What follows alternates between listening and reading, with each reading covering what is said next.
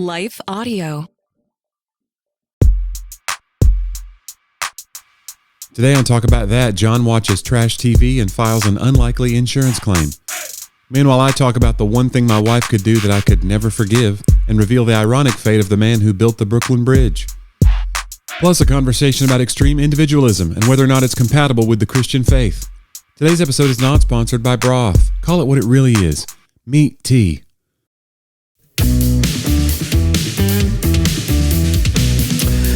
Jonnie, it takes a lot of podcasts, 261 episodes to get it right.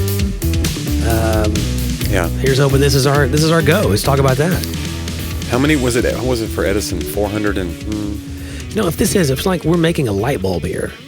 You know what I'm saying? But they already made a light bulb.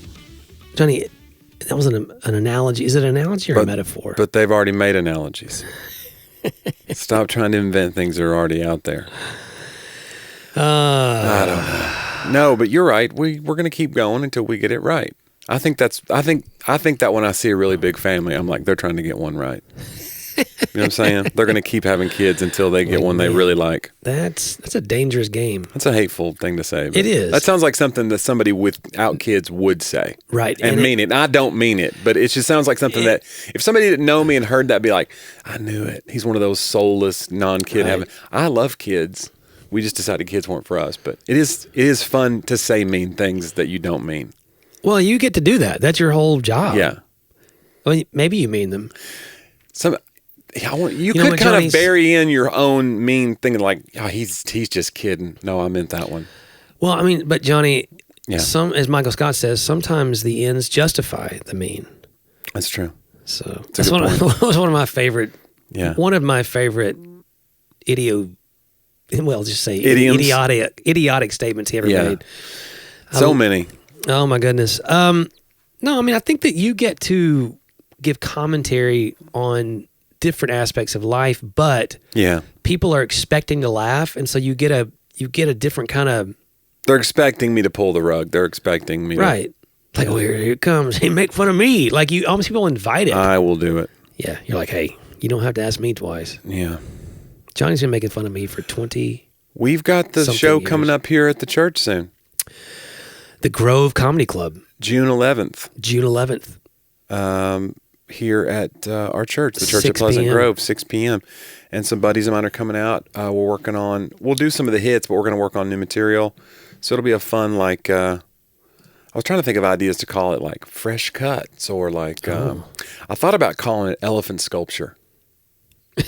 You know? Okay. Because it's kind of like, that's how you build your act. You know, they talk about, the old, is it a Chinese proverb?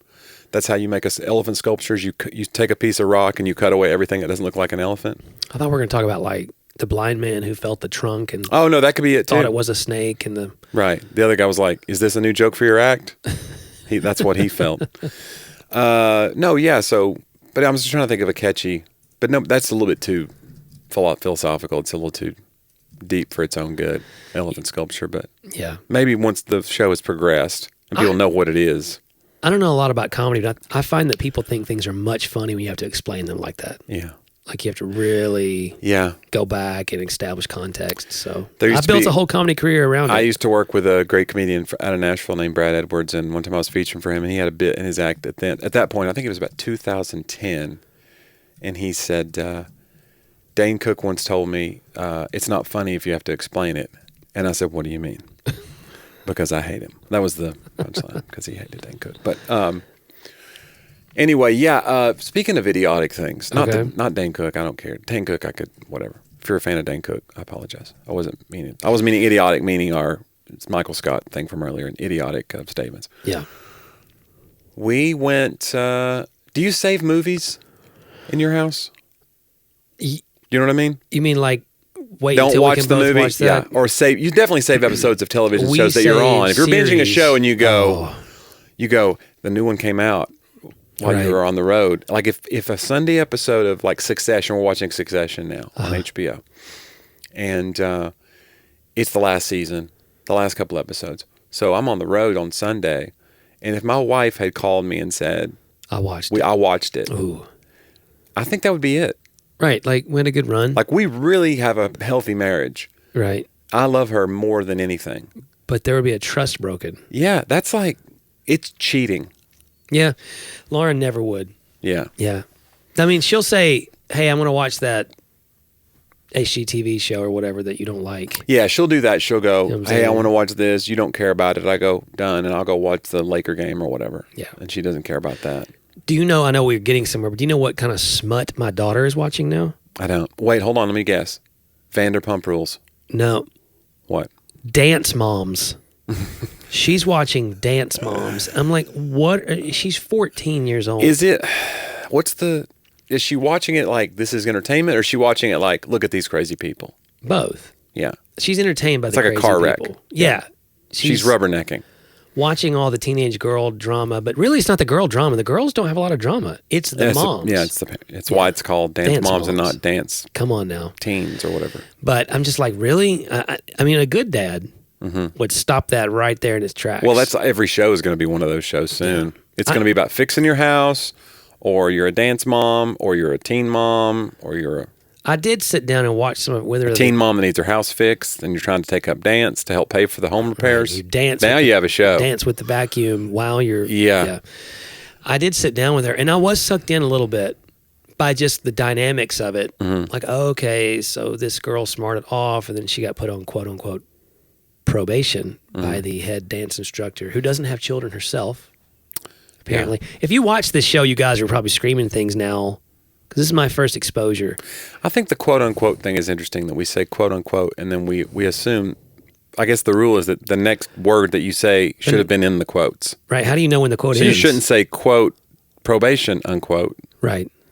It's quote-unquote probation. But then everything else you said wasn't in the quotes. Right. I don't know. How do you know? I'm sorry to interrupt. Although Stephen Wright used to have a bit where he said that he wishes his first words had been quote, so that his last words could be unquote. It's really dark and funny. Yeah. Okay, go ahead though, Dance Moms. What's probation for the dancer? So it's like timeout? Like she doesn't get to, I guess, perform on the ones team or whatever. I don't know. So the mom's screaming, and then the dance instructor's like, you're enabling her. She had a smart mouth, and this is the consequence for it. Right. I'm going, well, that is kind of interesting as a parent, like, you know, or just a casual observer. Like, is she enabling her? And then 2 hours later, I was sitting with a box of Kleenexes and just sobbing. Completely there. Just sobbing. And you're just like, Sadie, why can't you dance like that? It's because your smart mouth is why you're on probation. That's right. You're like, I turned into this monster dance dad. Do you ever see these kids acting out and look over at Sadie and go, if you ever said that to me, or if you ever... Absolutely. Yeah. Because Curry watches Vanderpump now, and she's late to the party. It's 10 seasons in. I see it, but I don't know what it is. It is, okay, so I'm going to butcher it. Do it. This is my basic information. This is the entire premise of our show. So... Real Housewives of whatever, or maybe one of the original ones, maybe it was LA or Orange County or Hollywood. They had a woman on there who was a British, she's very elegant looking, like former supermodel looks, like stunningly attractive, but she's older lady now. Anyway, she's very British and very whatever. I think her name is Lisa Vanderpump.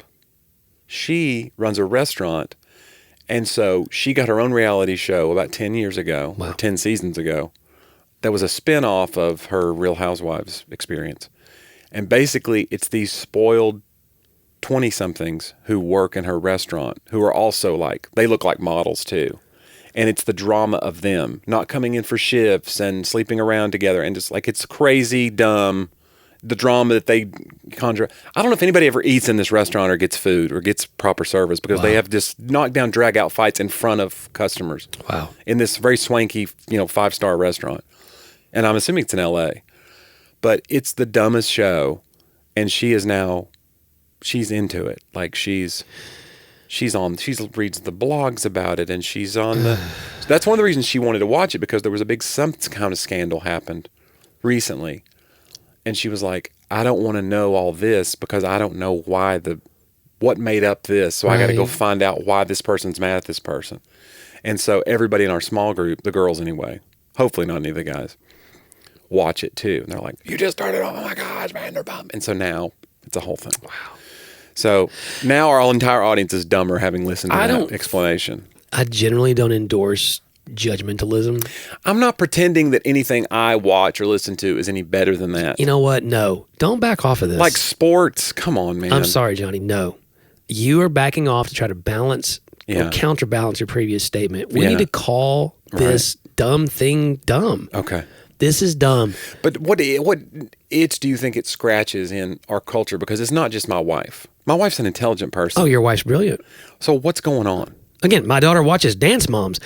I think that there is a draw to someone else's drama. It is. Yeah, that's the other thing about my wife, and I always tell her this. You hate drama. She hates, even like standing up for herself. Yeah. She would feel like, I'm just going to let it go. You know, she'll stand up for herself now more than ever, and I'm proud of her. But if there's conflict going on around us and she's like in the room, and if she's overhearing it at the airport, she's all in. But if it's in our face, she's like, wants to climb under the couch. But for some reason, screaming people on a television is like, get the popcorn. Maybe it's a safe distance from the thing within that she's uncomfortable about. But Curry, tell us how does this make you feel? I feel like when I get home, there's going to be more drama after she hears this. She did say about the episode we did with Bates where I told the story, and I had permission to tell it. I assume. Anything she tells me, I assume this can go in the show, right? No, but this thing about her looking for a job, that she was unhappy. She was unhappy at her job as a receptionist, and she was looking for a job at the job, on the computer, at her work computer, and saw her job posted. Right. And I thought it was such a funny story. Yeah. And I told the story of like, she wasn't a very good employee at that job. She was miserable at that job. And so she was like, well, I'm glad I'm okay with you telling everybody that was a bad employee. Yeah, and I kidding. was like, sweetie, yeah. I said, did I made you? She goes, no, you didn't make me look bad. Everything's fine. And I was like, we talk about my job. I said, I worked at Home Depot for 3 years. It wasn't like if they'd fired me, I'd have been like, what? But I'm the best one here. I was the worst. Do you think that this now, like, defense of your own bad behavior back on the air is going to just continue the cycle? I think I've smoothed it over. I think it's made it better. And the people who didn't hear that episode now, they're gonna go back. It's fresh trauma for them. This is like their Vanderpump. Like, I just keep traumatizing my wife over and over again. We want you to give us a play-by-play every week of this conversation. Let me tell you some other jobs she was bad at. What's funny is she's had the same job for like 10 years now. Right. She's a caregiver, and she's unbelievable at it and can't imagine ever doing anything else. And we ran a nonprofit together in Knoxville, Tennessee. She's fantastic at that. Very caring person. I feel like you're making a case now. I think that's the hard part, is if you work a desk job and you just kind of have to treat people like a number. Yeah. She wasn't good at that detachment. She has to really care about what she's doing to really enjoy it and to be like, you know. Sure. And that's me too. Like, until I found comedy, like, I was okay at this job, and I was okay as a pastor, I think, because I really enjoyed connecting with people. But so many of my retail jobs, I was horrible at, because I just thought I was treated like a number. And so I ended up treating other people like numbers without meaning to. Well, I mean, sometimes, Johnny, you got to think about the numbers. I didn't.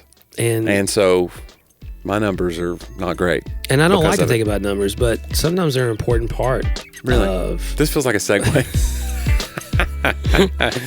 With that in mind, we should probably take a moment. Think about our numbers. Think about our numbers and hear from a few of our sponsors.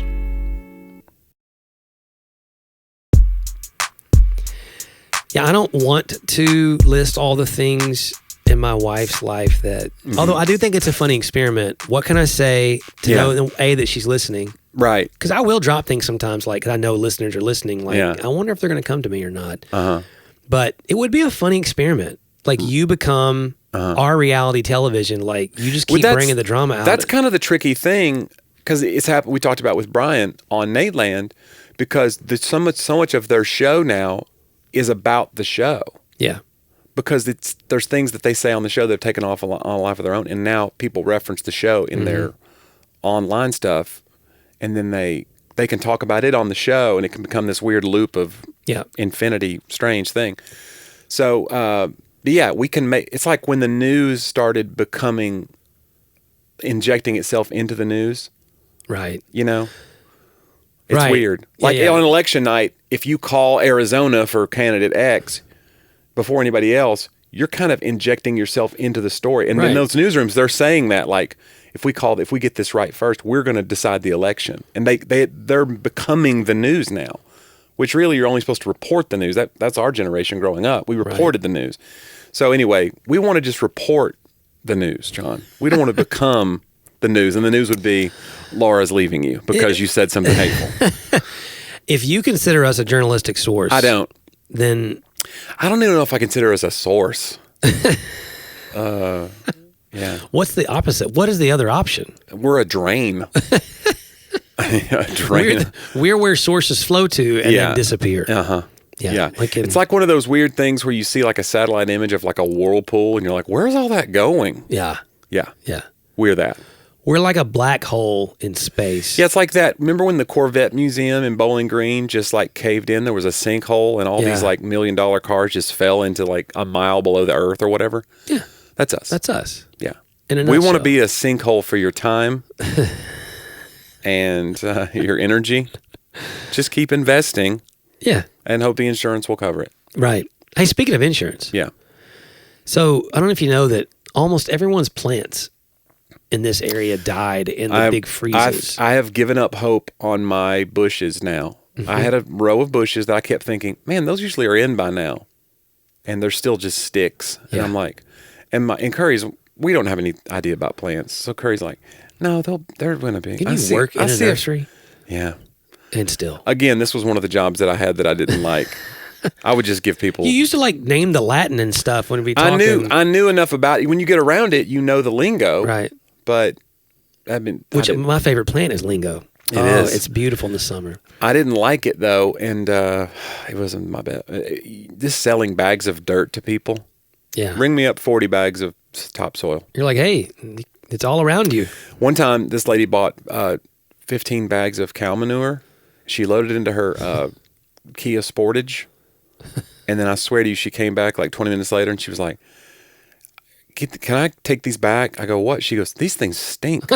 I'm not kidding. She wanted a refund because the cow manure she had just purchased smelled up her Kia Sportage. See, that's when like the do-it-yourself movement goes awry. Yeah. When you know so little. And again, I know. And what is cow manure but a do-it-yourself movement? Right? Is that what you're saying? That's exactly. I think you know where I was going. I do.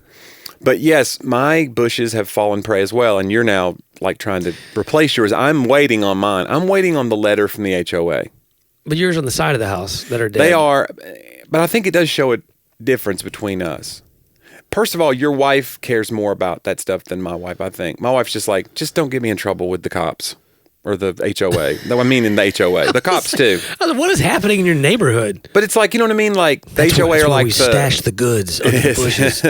Don't get me in trouble. Get the go bag. The 5 O's outside the door. Yeah.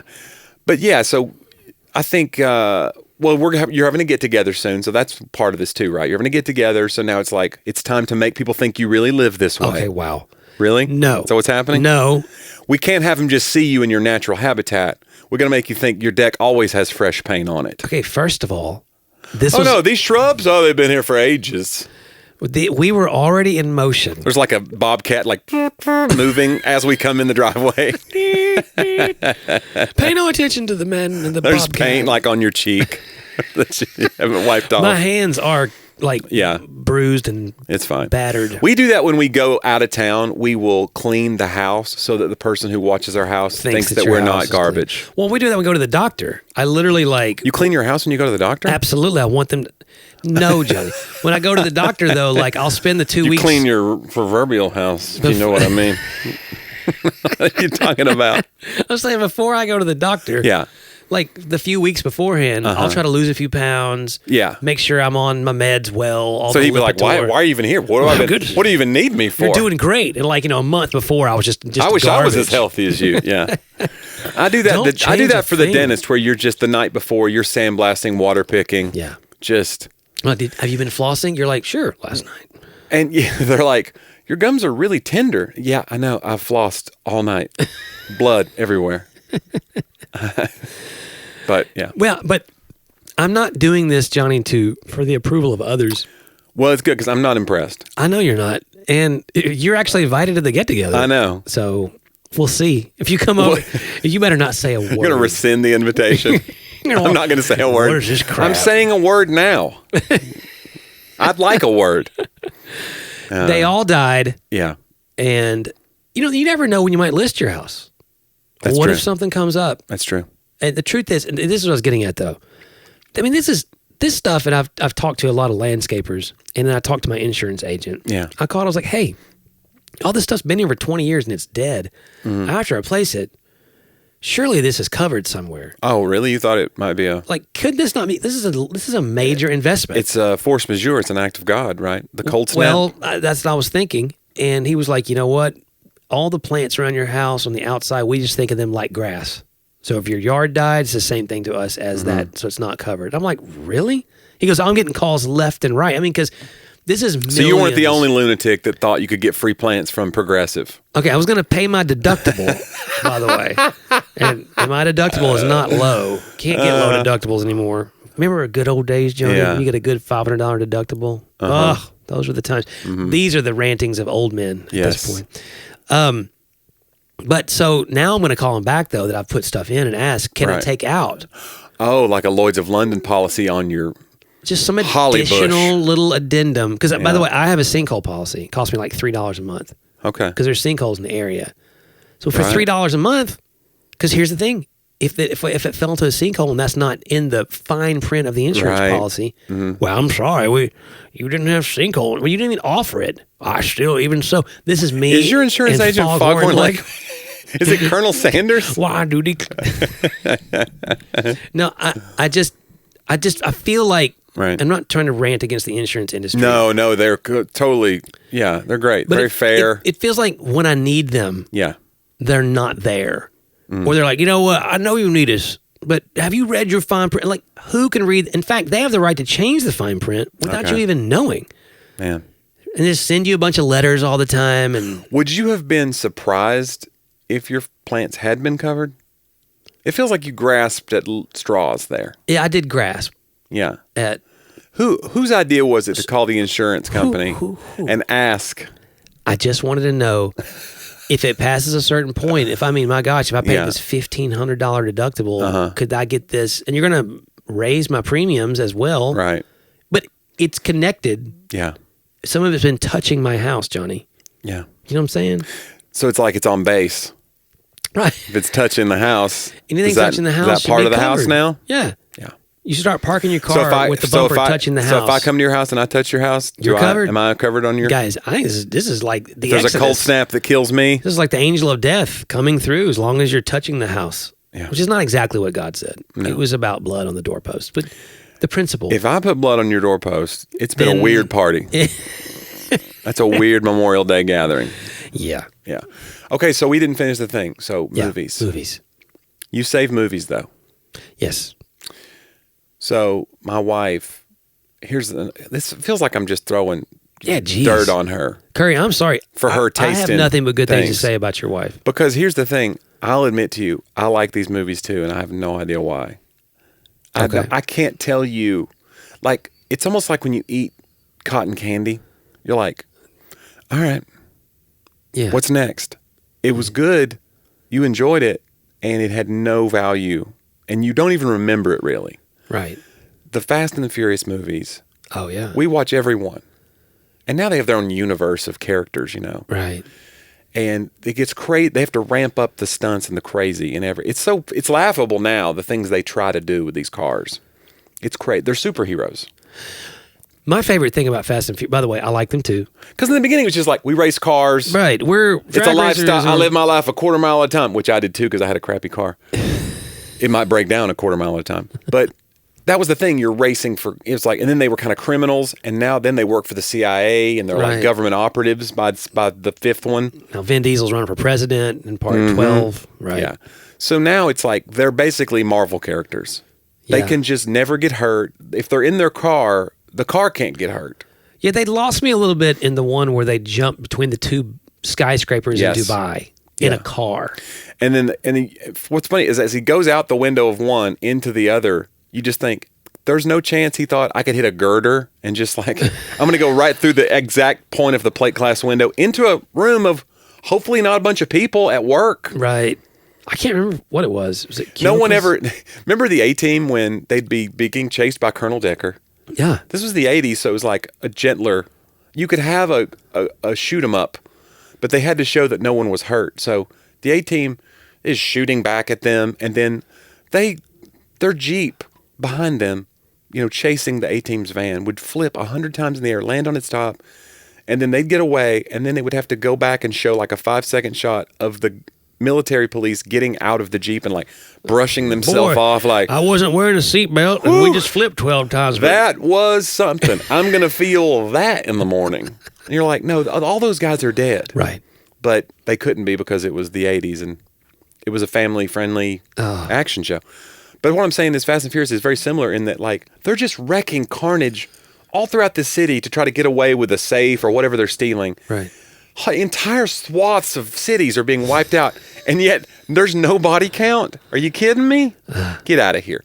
All that said, we went and saw the new one, and it's ridiculous, and I could not recommend it more highly. And you loved it. Oh, it is a guilty pleasure. This is our Dance Moms. Yeah. This is our Vanderpump Rules. It is. It's Fast and the Furious. It's Vanderpump Rules. It's Vin Diesel. Vin Diesel pump. You know, my favorite part is how they have to keep coming up with creative ways to reorganize the words Fast and Furious to make this. So like The Fast and the Furious. Right. Fast and Furious. The Fast and Furious. Fast and the Furious. Too Fast, Too Furious. Yeah, like I wonder how many you can do. Three Fast, Three... Wait a second. Yeah. Furious. Furiously fast. Like it's going to keep... Yeah. Now it's Fast X because it's the 10th, I assume. Did they say Fast X? Yeah, Fast X is what this one's called. So there's no Furious? Or people just call Which them? Fast X was like one of those fad diets in the 90s, too. And was one of them fast and one of them furious in the beginning? Was Paul Walker and Vin Diesel like... I feel like they were both kind of fast and both kind of furious. Yeah. Yeah. It's like the quick and the dead. Yeah, which one I guess at the end of the movie... The good, the bad, and the ugly, which one? Who was the ugly, the good, and the bad, and the ugly? I don't know. Clint Eastwood? You think? Was he ugly? Was there a guy who was supposed to be the ugly guy? Huh. Can you? I don't remember. I don't think I ever Isn't watched that where it. they had the first appearance of the...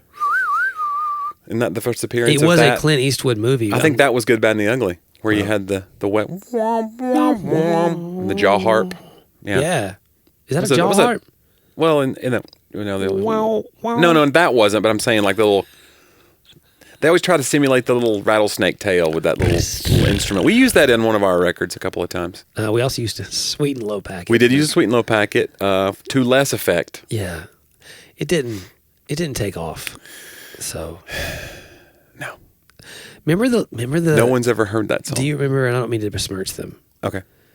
Do you remember at our old church in Alcoa that for one of the quote unquote revivals, that they brought in a lady who'd written a book called Don't Steal the Sweet and Low. It was just called Don't Steal the Sweet and Low. I remember that lady.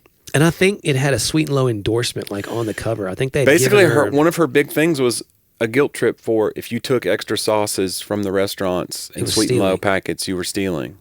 Yeah, it's like office stealing where they, if you borrow a pencil and use it for personal stuff. I think that there is a line where some people are probably taking advantage of the system. No? You're like, I take the church card. This is all in a bowl. Buy everything. I bought all my plants on the church card. Oh. I'm just kidding. I'm just kidding, everybody. I did not do that. Do not call anyone. But and again, Laura and I had that conversation the other day. She was like, well, maybe we shouldn't be like quite so quick to judge someone else's conviction. Yeah. And I think that there's a thing for that. Because at the moment, even it was like, man, out of all the things we could be talking about. Right, I feel like we're really, and that's hard to know that line. It's easy to classify everything as legalism or everything is majoring in legalistic minors. I will say it did bug me a lot in the 90s and early 2000s when it felt like every Christian I knew, first of all, every person I knew that wasn't a Christian, they'd have our CD wallet. You'd open up their CD wallet in their car and it'd be like 90, 100 CDs. Yeah. And it would all be like, you would see the artwork, the original artwork. I bought this CD. Yeah. Every Christian I knew, they would open up their CD wallet and it would be white with magic marker. Because they were burning music. They were burning music. Or it was like, let me get a copy of that. Let me whatever. So that did bug me because I was like, and some of these guys were in bands and they were like hoping they would make it. I feel like me and you had a lot of debates about it. We probably did. I feel like I won. Well, see, these are no longer a thing. So you just waited out the technology. Yeah. Now we're in the... But now music, people don't buy music at all. They just share it. People think of music as something you share now. You have to tour 300 days a year to make a living in music now. Yeah. I did like... You did it, John. You caused that. Thank you. Me and Napster took everything. No, but I'm not trying to generalize. I'm not saying every Christian did it and every person who... I just think that there's interesting, like, we're supposed to... The integrity... The things that we will, like, think we'll make okay. You know, the cherry picking that we do. Well, look. Yeah. I don't have money for this, and this is fine. And you're like, yeah, but this artist is out here, and you're an artist yourself. You're trying to, well, but still, I don't. See, I wonder where sometimes moral dilemmas become, or intersect with ethical dilemmas, intersect with spiritual dilemmas, because there is like this truth of you can't completely live like unfettered from some type of wrong or sin in your life. Mm-hmm. I think it's James that says if anyone says he has no sin, he deceives himself and the truth is not in him. Right. I want to say, is it James as well? That could have been John, actually. It's either 1 John or James. Please don't quote me. But the other one says, which one was I about to quote, Johnny? I don't know. If we say we have no sin, mm-hmm. we deceive ourselves. The truth is not in us. And the other says, we all sin in many ways, but if we're able to control the tongue, then we're actually in control of our whole body. Like, but there's that and no man can tame the tongue. Right. That caveat, though, of we all sin in many ways, mm-hmm. which is not a license to do so. I think it's more of a, hey, like if you didn't steal Sweet and Low, or you didn't burn music. Right. For me, the line is thinking that somehow makes me righteous. Which is, I'm not trying to be judgy towards those people. Yeah, and that's the other thing, too, is like, by writing a book about your thing that you're, whatever, you're kind of saying, like, everybody should be as upset about this as I am, you know? Yeah, and of all the things to be an activist about, right, yeah. This is the injustice. Mm-hmm. It's almost like early, like, this is the 90s when she did this. It was like almost virtue signaling, like, I don't do this. If you do this, right, you're not as good a person as me. Like maybe she had a testimony about it that she used to do it, and then I think she was trying to be. She kicked Sweet and Low, forthright about her own mistake in it. Well, it's one of those weird, like again, it's weird to explain. It would be weird to explain that to somebody who doesn't know about evangelical subculture. That there was a woman who sold a book about, like, there's a million things like that, but I'm saying like that's one that'd be really one for the. To go find somebody, because every culture has a subculture, and rules within that tribe, and we're no different as Christians. But evangelical culture in the 90s, where people were like, they had a testimony, and then you got to figure out a way to monetize it, get a book out, get your thing going, and then like you could self-publish, and now it's like, well, this is my thing. I'm the Sweet and Low lady. Yeah, like explaining that to somebody who doesn't understand. I do think you're nailing. I think I'm guilty of this in some ways.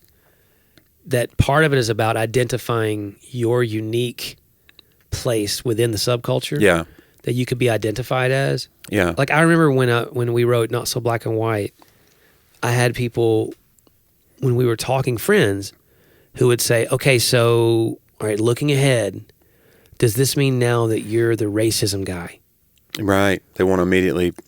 I mean, I probably had 5 put you in a box. People who were trying to help me and they were trying to help me like, okay, if you're going to write a blog, or okay, if you're going to, your social media presence, okay, so like, let's identify you. Are you now the racism guy? Mm-hmm. And I was always like, well, I don't know if I want to, like, I don't know if I want to just make my entire life about one part that I think of something important. And also, I'm not qualified. I mean, part of the whole book process was, hey, there are like, Christian civil rights activists and others out there authors and professors and researchers who are living this in a way that I'm learning from them, and I'd like to point you towards them. Right, and the whole premise of the book was we're having these honest conversations, a black guy and a white guy, and it was a look into those conversations. Right. It wasn't like, here's my expert take. Right. And we gave a lot of takes, a lot of that also I wanted to amplify. It was heavily researched, though. A lot of your takes were, someone else's take that I'm learning from. Right. Because it's dangerous to make your own take without a lot of research. And a take to stand on its own is what we all think we want. But interesting that, I'm reading a book on Anglicanism. Okay. And part of there's this, the author talks about what they call the compass rose of Anglicanism. And like the Latin term for sort of their way of living among these issues in the world is via media, which means the middle way. Okay. And like their goal is to not live anywhere in extremes. So I'm not promoting Anglicanism, I'm just telling you I'm reading about this. But like on the compass rose, one side says evangelical. Yeah. That's a part of it, which the author's very clear does not mean, white Republican as it kind of we think of today. Like it literally means like you believe that there is that there's a personal relationship with Jesus, that you invite him into your life, that there is a sharing of faith, there's an evangelism aspect, or that you have some sort of individual. It's really about individualism. Yeah. There's an individual responsibility or some sort of agency in you in this walk with God. And then on the flip side of that, I forget exactly which one's on the other side of that. I think it was Catholic, little c, which means standard, or means it's a way the way the whole community believes. And much of Christian history and Christian culture has been about the community. It's evangelicals are very like, I'm going to really focus on this personal relationship, which I believe in, and that's why it's a part of the compass. But we then tend to go so far that again, if you keep drilling into individualism, right, you eventually come to a place where you want to be identified by something unique that's apart from the faith.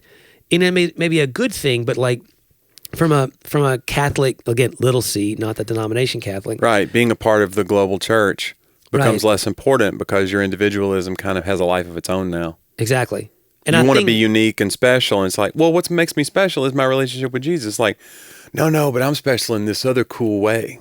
Hey, let me tell you something. And the term I've been thinking of lately is sneaky pride. Yeah. There's a sneaky pride because especially if you grew up in this, and there's a lot for me to talk about in some future episodes, some things I've been sharing with you off the air, but if you've been raised in this and you kind of have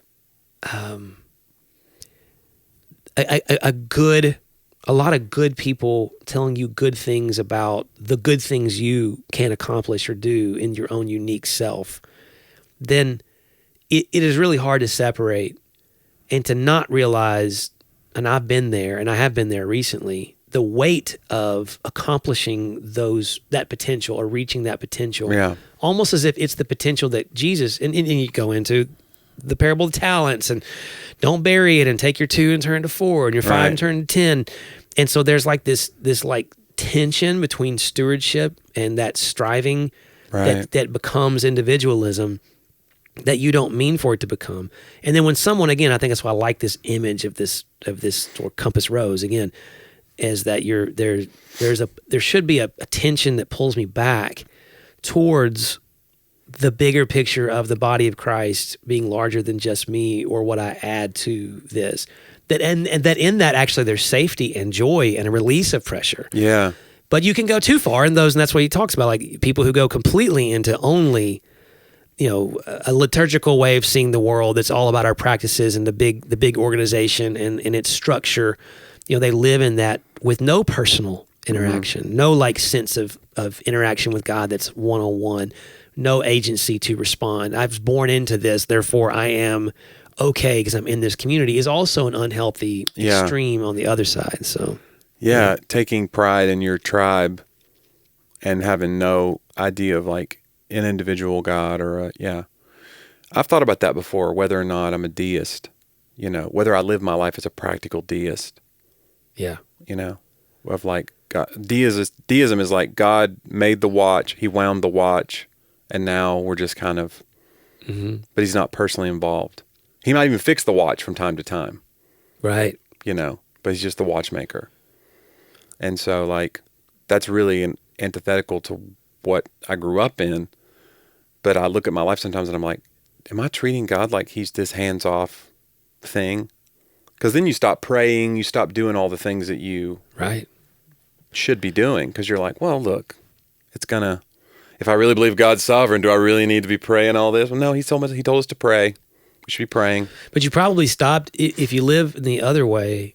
I found myself backing off of things out of disappointment and confusion, because even when there are times that God did respond differently than he's responding now, they felt like he was a more active, he had a more active response or reaction to the things I was asking. And there are times he lets you sit in something inexplicably, like you don't know what the reason is. You don't feel like you're getting any stronger. You don't, and in that case, I start questioning evangelical, like, because I mean, again, I've in the last week, I've heard people like, I don't even know why I moved here. God said, go to Nashville. Right. And I go, and it sends off red flags in me going, man, again, that's why this is the tension. I love, they say the lines on this compass rose are covered by this. I think it's like St. John's cross or some symbol. Like, it's intentional that you're not able to see where those two lines cross and pinpoint that there should be some sense of constant movement and tension within a healthy place of I live between evangelical and Catholic, little c. I live between, I need, and he even said this, when the disciples asked Jesus to teach him how to pray, he didn't say, just pray as you feel led. But that's how we were raised, pray as you feel led. It's like, no, he actually gave them a liturgy. He gave them the Lord's Prayer. Then only the people who knew how to pray well and speak good in front of people, they were the confident prayers, and everybody else was like, please don't call on me. Thaddeus is like, please. But it's like he gave him something to pray like this. Yeah. But then also, in the Garden of Gethsemane, we see him praying as he feels led. He's not reciting anything. So like there's this both and of where those two things meet. And I think when you live you think about Reformation, we are products, historical legacies of a Reformation mindset. And downstream, what happens is when you live in reaction, you eventually react so far it could be an overcorrection to the point that you forget what you were reacting against in the first place. Because they would have had, again, early reformers they kept liturgy, they kept other parts of their, the Catholicism that they were rejecting. It was not all of it in its entirety, it was the abuses of it. Yeah. But there was something to be taken with them into the next part. So. Yeah, Brian Zond is an interesting follow, and he says things, but he talks about if we lived only by our traditions, we never would have left the caves. But if we don't honor our traditions, we'll wind up back in caves. He basically says, like, you have to find the good things about your tradition. Yeah. It's like when people become atheists. I've known people who've become agnostic and atheist, and I respect their beliefs and all that, but some of them have admitted to me, like, I really miss the community, because when you're kind of floating. Yeah. And we don't have like Steve Martin used to have a famous comedy bit a few years ago that he was doing live on tour, and it was The Atheist Has No Songs, and it was basically kind of all these beautiful hymns and all this music that's been written in church about God, but the atheists really have no songs. And he was like lamenting it, in a funny way. But it's like, so yeah, if we don't hold on to some tradition, if we don't hold on to the good, we wind up back in caves. We're trying to escape this dark ages of whatever we think is bad about our faith. Right. But it's important that we hold on to what's good, and that's why you need reforming. But I never want to pretend that there's not been reforming, and it's important to say, like, this idea that now it's almost like people want to treat Christianity like, no, this is exactly how the early church did it. We're the closest ones. There's a famous cartoon of a Sunday school class, and it's the timeline of the church. It's going all the way back. It's this huge graph, and the cartoon character is looking, and he goes, and it's way at the end of the timeline, the most recent, and he goes, and this is where our church came along and got it exactly right. And then the other person goes, thank God we're here. And it's kind of funny because it's a very arrogant statement, but we do treat ourselves that way sometimes, like we nailed it. Right. Jesus is really glad we finally distilled down the gospel into exactly how he meant for it to be distilled in our church. As we see doctrine, we nailed it. Right. You're welcome, God. That Apostle Paul, but he just, he wasn't as smart as we are. Yeah. Right. No, you're dead on. I mean, there's a hubris to it. I think the humility of saying I may not have it right without losing the full confidence in the things that are right. Yeah. That is the trick. And I think, again, I know we're all afraid of the word deconstructing and it's been overused, but I've always said if you're going to use it, if you deconstruct properly, I have found in my own deconstruction that I desire to reach a true rock. Yeah. At the bottom. Yeah, to me it's a Jenga tower. That in my mind, that's what my journey has been, is a Jenga tower. I don't want to take the tower down. I want to see what is not important to the structure of the tower. And it still stands, right? So my tower is still standing, but I took away nationalism. I took away the flag worship that had wound its way in. I took away some other things that were like, oh, I can poke this. Emotionalism as the thermometer for your faith. Exactly. Right. All of that. I can poke this one and that block. That it's not even important. Yeah. So, yeah, if you take your tower all the way to the ground and then you got to reconstruct it from nothing, I can imagine it would be a very that's a worrisome thing that a generation might be doing that. I can see why people would be worried about that. Yeah. But everybody's not doing that. No. Some of us are just really frustrated with the bad things about our tradition and the things that don't hold to the words of Jesus. And so I don't think everybody should be lumped in the same way. Yeah, and I wish you'd stop doing it. Well, I do call this show you want Talk me to About Deconstruction. You want me to come to your Memorial Day cookout and see your fancy new shrubs? Good grief. That you would have to take out a second mortgage to get, probably. Oh, my goodness. It's not, I did not want to do it. I did not control the weather. I did not control the insurance company. I don't control anything. In fact, I didn't control if we're about to do the next segment. Oh, what is the next segment, John? Well, it's a little thing I think that we enjoy every week because Jonnie regales us. Let's go all the way back, John. Yeah, regales us with all these thoughts of history. What do you call it again? I think it's called Talk About Then.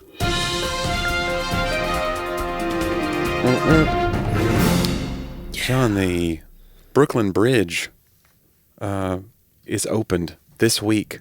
You know what year? Brooklyn Bridge. I'm going to call that. Ooh, the Brooklyn Bridge. Brooklyn Bridge, 1883. No, give me a second. You wouldn't have got it over the East River. It connected the cities of New York and Brooklyn for the first time in history. Its construction took 14 years, and the deaths of 27 workers. Wow. The Brooklyn Bridge was designed by John Augustus Roebling.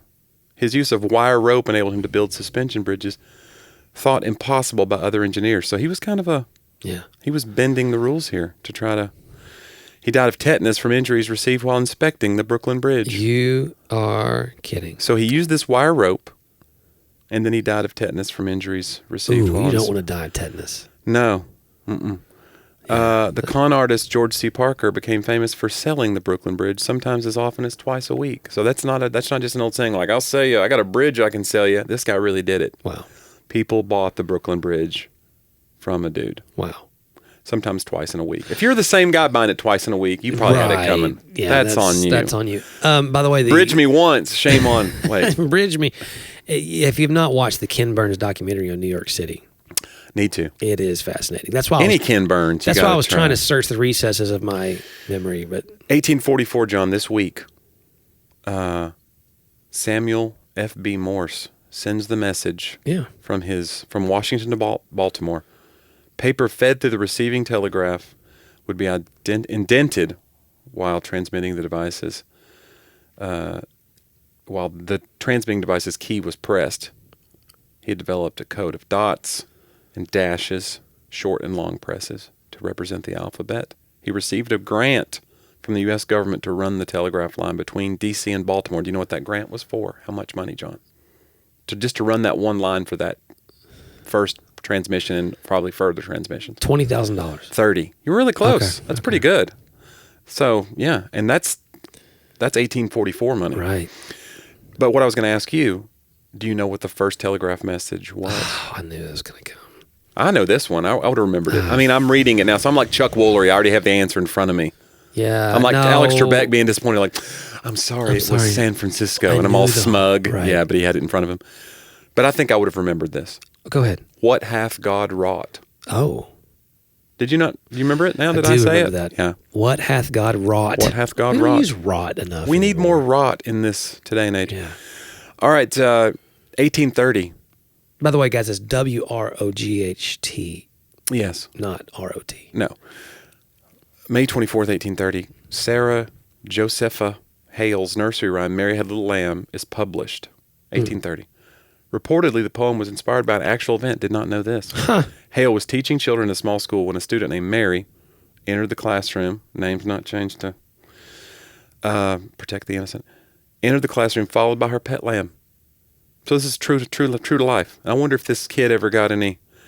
After the lamb disrupted the class, she put the lamb outside where it waited for Mary till class was dismissed later that day. So the lamb waited around. Wow. So there you go. Wow. I wonder if Mary got any residual royalties. That's what I mean. It should have.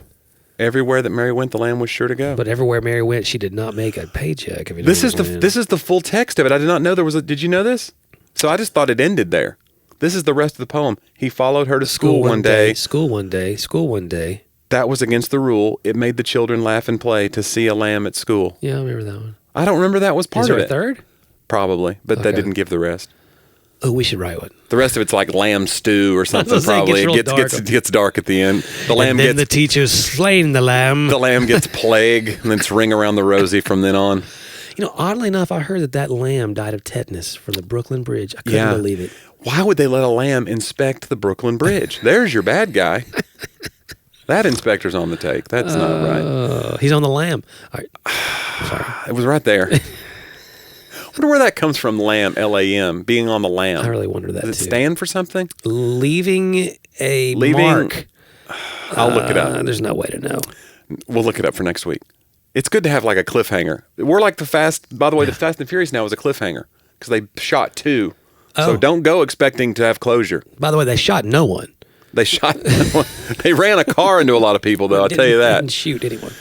Manhattan was purchased. I don't believe this. We'll leave on this one. Manhattan was purchased this week, 1626, John. Okay. It's purchased from the Indians by Peter Minuit for the Dutch. Yeah. For goods valued at, John. Okay. By their time? Their standards? John, yes. I'm not going to. 1626. Okay. Because I like this game. Yeah. The entire island of Manhattan, mind you. I'm going to call it